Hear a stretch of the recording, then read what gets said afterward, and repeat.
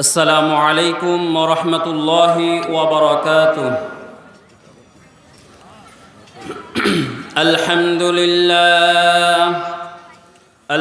لله نحمده ونستعينه ونستغفره ونعوذ بالله من شرور أنفسنا ومن سيئات أعمالنا. من يهده الله فلا مضل له ومن يضلله فلا هادي له.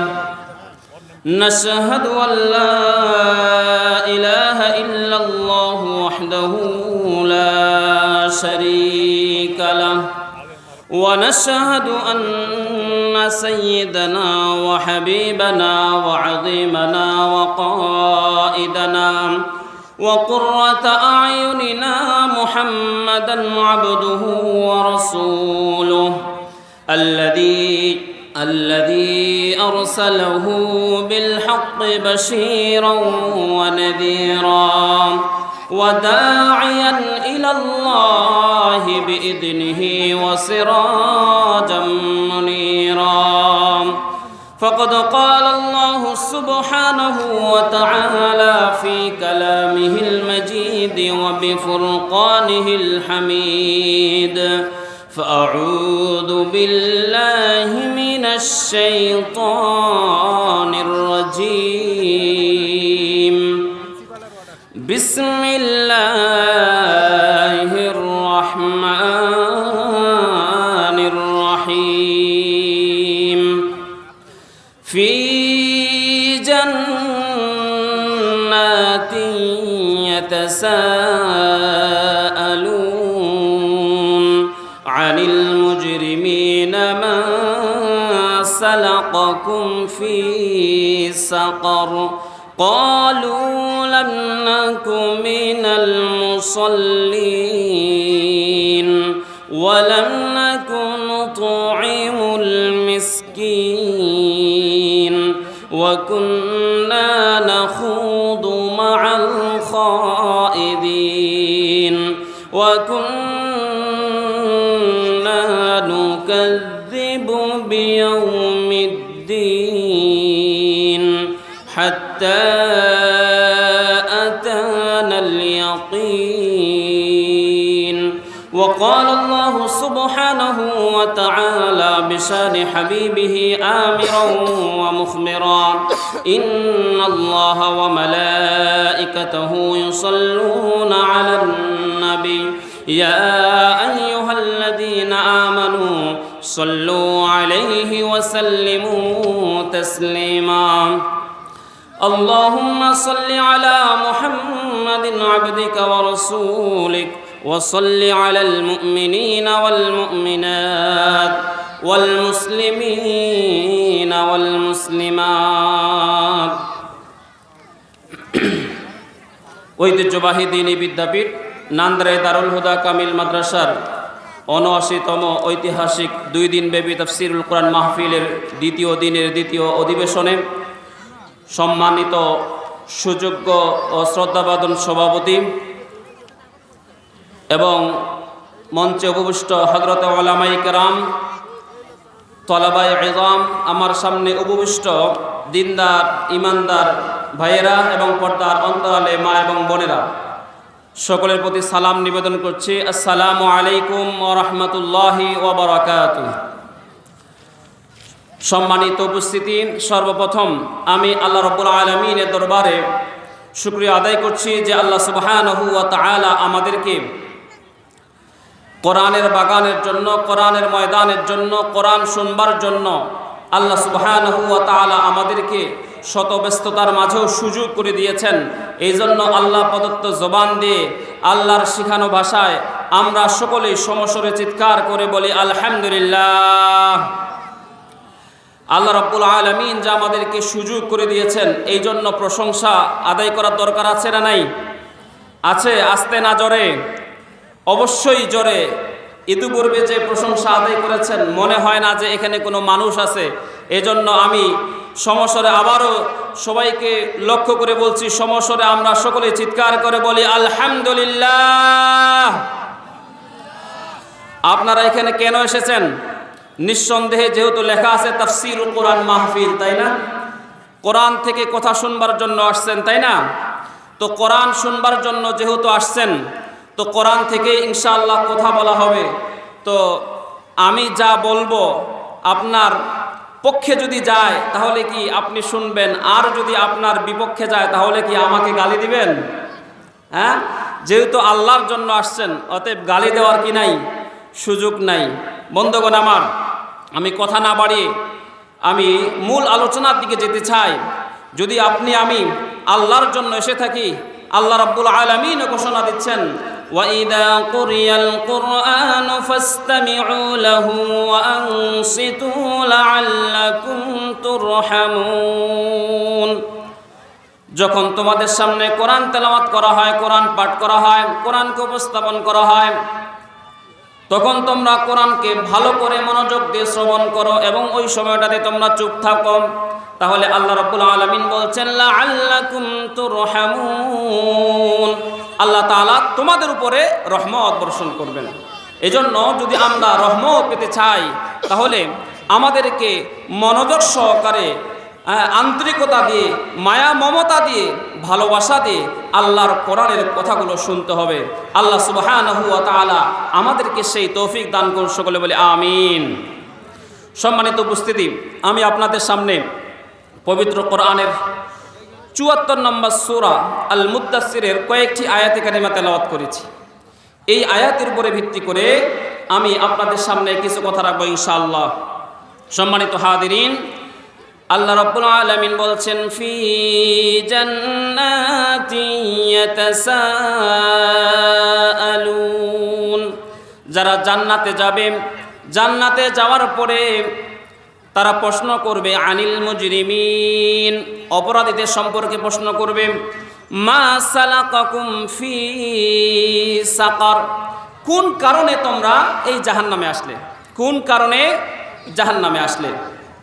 বন্ধুগণ আমার, তো আমরা এই যে জান্নাতীরা প্রশ্ন করবে জাহান্নামীদেরকে, অপরাধীদেরকে, কোন কারণে তোমরা জাহান্নামে গেলা, তার মানে বোঝা যায় যারা জান্নাতে যাবে তারা জাহান্নামীদেরকেও কি করতে পারবে, দেখতে পারবে। তো আপনারা জান্নাতে যেতে চান কি চান না? এখানে যারা আমরা আছি, তো নিঃসন্দেহে আমরা প্রত্যেকেই কোথায় যেতে চাই? জান্নাতে যেতে চাই। আল্লাহ সুবহানাহু ওয়া তাআলা সেই জান্নাত তৈরি করে রেখেছেন।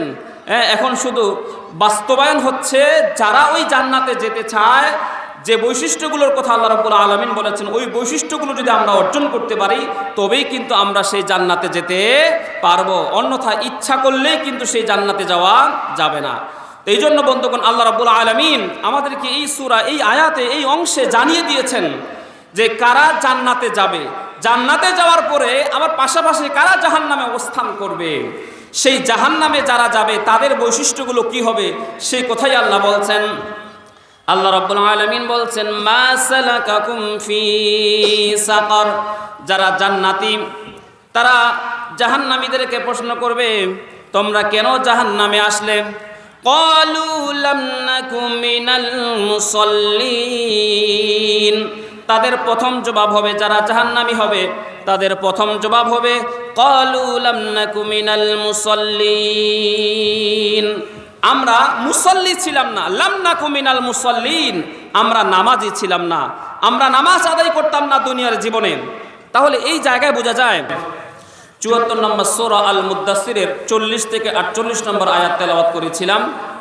আল্লাহ রাব্বুল আলামিন অত্র আয়াতের মধ্যে বলছেন ফি জান্নাতি ইয়াতাসাআলুন, কাল কিয়ামতের ময়দানে যারা জান্নাতে অবস্থান করবে, জান্নাতি ব্যক্তিরা জাহান্নামীদেরকে দেখে প্রশ্ন করবে যে মা সালাকাকুম ফি সাকার, তুমি তো আমার এলাকার ভাই ছিলে, একই সাথে বসবাস করতাম, একই মহল্লায় আমরা অবস্থান করতাম, একই বাজারে আমরা খরচ করতাম, একই সাথে আমরা বিভিন্ন জায়গায় চলাফেরা করেছি, তুমি তো আমার বন্ধু ছিলে, তুমি আজকে জাহান্নামে কেন? এইভাবে পরিচিত লোকদেরকে মানুষ জিজ্ঞাসা করবে আজকে তুমি জাহান্নামে কেন। তো জাহান্নামীদের পক্ষ থেকে তখন জবাব হবে, রব্বুল আলামিন বলছেন লাম নাকু মিনাল মুসাল্লিন, যে তাদের জবাব হবে, প্রথম জবাব হবে আমরা কি ছিলাম না? নামাজি ছিলাম না। 2 নম্বরে জবাব হবে আল্লাহ রাব্বুল আলামিন বলছেন ওয়ালাম নাকু নুতঈমুল মিসকিন। 2 নম্বর জবাব হবে আমরা অসহায় মানুষদেরকে আমরা হতদরিদ্র মানুষকে আমরা খাবার দান করতাম না। ওয়া কুন্না নাখুদু মাআল খাইদিন। 3 নম্বর তাদের জবাব হবে যারা মিথ্যা কল্প কাহিনী, মিথ্যা আজে বাজে বা নোয়াট কিচ্ছা কাহিনী নিয়ে পড়ে থাকতো, আমরাও তাদের সাথে অবস্থান গ্রহণ করতাম। 4 নাম্বার তাদের জবাব হবে ওয়া কুন্না নুকাযযিবু বিয়াউমিদ্দিন। তারা বলবে যে আমরা আমাদের পরকালকে অস্বীকার করতাম, যে আজকে যে আমাদেরকে আল্লাহর মুখোমুখি হতে হবে, আজকে যে আমরা এই বিচারের মুখোমুখি হতে হবে আমাদেরকে, সেটা আমরা বিশ্বাস করতাম না। এমত অবস্থায় হাত্তা আতানাল ইয়াকিন, আমাদের মৃত্যু আমাদেরকে গ্রাস করে ফেলেছে। সম্মানিত হাজিরিন, এই আয়াত কয়েকটা থেকে বোঝা যায় যে কাল কিয়ামতের ময়দানে যারা জাহান্নামে যাবে তাদের জাহান্নামে যাওয়ার 4টা কারণ, তার মধ্যে প্রথম কারণটাই হচ্ছে তারা সালাত আদায় করতো না। তো আমি সালাত সম্পর্কে কিভাবে সালাত আদায় করা যায়, কিভাবে একজন মানুষ মুসল্লি হতে পারে, কিভাবে একজন মানুষ নিয়মিত নামাজি হতে পারে, সেই পয়েন্টে আমি কথা বলবো ইনশাআল্লাহ। ভাইরা আমার, তো নামাজি হওয়ার জন্য 6টা পয়েন্ট আমি কথা বলবো সংক্ষেপে, ভালো করে একটু মনোযোগ দিয়ে শ্রবণ করবেন। যেই 6টা পয়েন্ট আমি বলবো এগুলো যদি আমরা পালন করতে পারি, আশা করা যায় যারা নামাজ আদায় করে না তারাও ইনশাল্লাহ নামাজি হয়ে যাবে। সম্মানিত হাজিরিন, আজকে আমরা সফলতা ব্যর্থতা, কারা সফল আর কারা ব্যর্থ, দুনিয়ার দৃষ্টিকোণ থেকে যদি আমরা বিশ্লেষণ করি তাহলে আমরা দেখতে পাই যার টাকা আছে, পয়সা আছে, ধন সম্পদ আছে, গাড়ি বাড়ি অনেক কিছুই আছে, তাকে আমরা সফল ভাবি। আর যার কিছুই নাই, টাকা পয়সা নাই, চাকরি বাকরি নাই, ক্ষমতা নাই, নেতৃত্ব নাই, তাকে আমরা কি ভাবি? ব্যর্থ ভাবি। কিন্তু আল্লাহ রাব্বুল আলামিন সফলতা এবং ব্যর্থতার মানদণ্ড এটা নয়। আল্লাহ রাব্বুল আলামিন পবিত্র কোরআনের 23 নম্বর সূরা আল মুমিনুন নাযিল করেছেন। এই সূরা আল মুমিনুনের প্রথম রুকুতে আল্লাহ রাব্বুল আলামিন প্রথমে বলছেন ক্বাদ আফলাহাল মুমিনুন। ক্বাদ আফলাহাল মুমিনুন, মুমিনরা সফল হয়েছে। এই কথা বলে আল্লাহ রাব্বুল আলামিন 7টা বৈশিষ্ট্যের কথা বলেছেন। কয়টা বৈশিষ্ট্য? 7টা বৈশিষ্ট্যের কথা বলেছেন যে সফল হয়েছে এই সমস্ত মুমিনরা। আসলে বোঝা যায় যে মুমিন সবাই হবে, কিন্তু সবাই সফল হবে না। যেমন ছাত্র যে কোনো জায়গায় পড়ুক না কেন, স্কুল কলেজ মাদ্রাসা ইউনিভার্সিটি যে কোনো জায়গায় পড়ুক না কেন, সবাইকে ছাত্র হিসাবে কাউন্ট করা হয়, গণনা করা হয়, কিন্তু সবাই সফল ছাত্র নয়। যারা কৃষিকাজ করে, কৃষিকাজের সাথে সম্পৃক্ত হলেই তাকে কৃষক বলা হয়, কিন্তু সবাই সফল কৃষক নয়। যারা ব্যবসা করে, একটা ছোট্ট মুদি দোকান দিলেও তাকে আমরা ব্যবসায়ী বলি, কিন্তু সবাই কি সফল ব্যবসায়ী হয়? হয় না। ঠিক একইভাবে 6টা বিষয়কে বিশ্বাস করলেই ইমানদার হওয়া যায়, ইমানের দাবি করা যায়, কিন্তু সফল মুমিন হওয়া যায় না। সম্মানিত হাজিরিন, তো আল্লাহ রাব্বুল আলামিন এই ইমানদারদের মধ্যে সফল কারা এই সূরা আল মুমিনুনের প্রথম রুকুতে আলোচনা করেছেন। তো সফল মুমিনের বৈশিষ্ট্য আল্লাহ 7টা বলেছেন। 7টা বৈশিষ্ট্য বলার পরে আল্লাহ রাব্বুল আলামিন বলছেন উলাইকা হুমুল ওয়ারিসুন আল্লাযীনা ইয়ারিসুনাল ফিরদাউসা হুম ফিহা খালিদুন।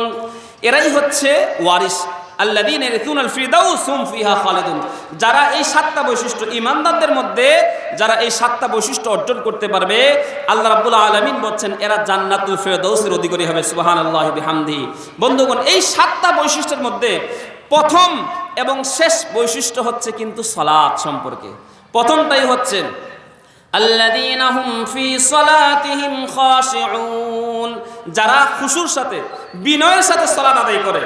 এবং শেষটা হচ্ছে ওয়াল্লাযীনা হুম আলা সালাওয়াতিহিম ইউহাফিজুন, যারা তাদের নামাজকে যথাযথভাবে হেফাজত করে, সংরক্ষণ করে।